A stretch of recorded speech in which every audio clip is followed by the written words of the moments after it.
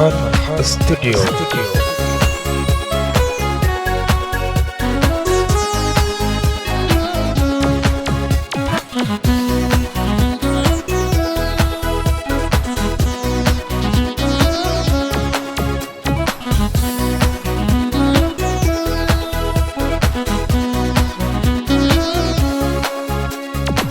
Yerra baatus bahii nagayaan si dhama'anii.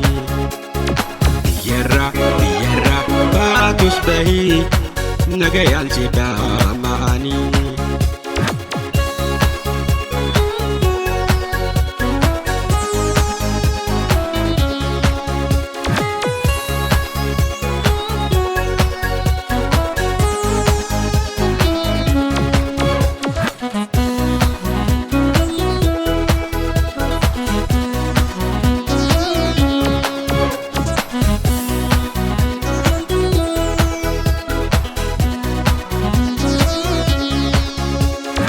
Ibsituu yaa buntuu yaa madda jalaala naadiftee hin deemin naansi wajjin toola onneen toosiif jecha baay'ee na dhamaate halkanii fi guyyaa sirrii bana kuute.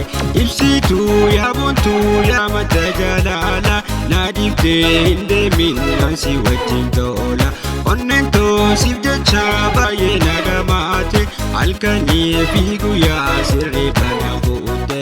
Way garaa jalaala hin hafne si jaala obsaan dhabee fiirra jaalaltii tuufaadha dhabsuun ta'e hamtuudha natti immoo rakkoodha dhabsuun ta'e hamtuudha natti immoo rakkoodha booddeen maraatuudha. Biyyarra baatus bahii nagayaan si dhama'anii. Biyyarra baatus bahii nagayaan si dhama'anii.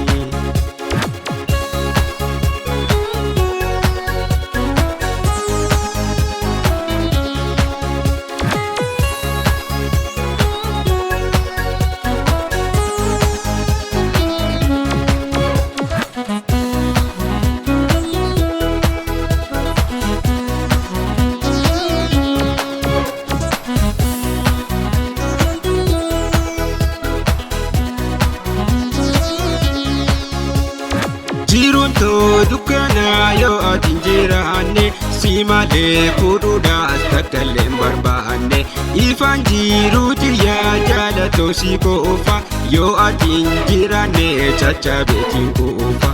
Obbayyuu siin gorsaa maaliif na dhageenye asittis ni hojjannaa wal cinaa jatteenye warri keessaan horiif baarirraan si kaarsa yoo murteetee taate moo firraa si gaggeessa.